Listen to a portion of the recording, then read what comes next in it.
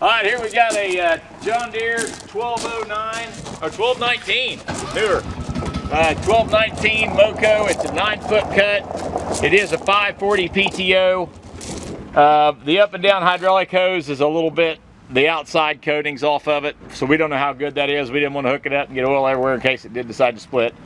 But we hooked it up. We'll show you. The rollers run good.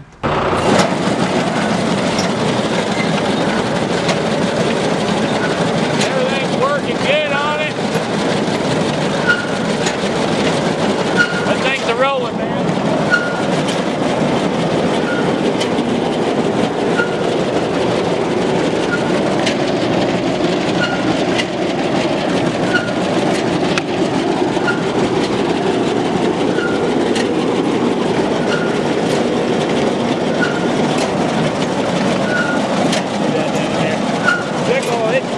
This thing rocks and rolls on a new tractor.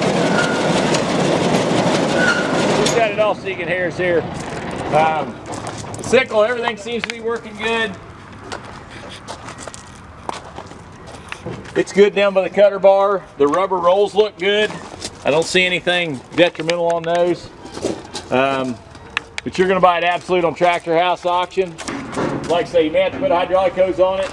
And then I just want to show you here on one of these, the roller might not be, the roller's off of one of these. It obviously didn't affect it right there, but there's rollers in here and one of them that we saw is missing. We try to tell you what we can. I'm sure we don't catch everything, but and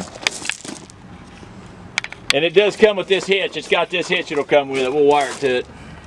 That goes on your drawbar of your tractor and goes through there. That's a nice little feature, but you're getting all that.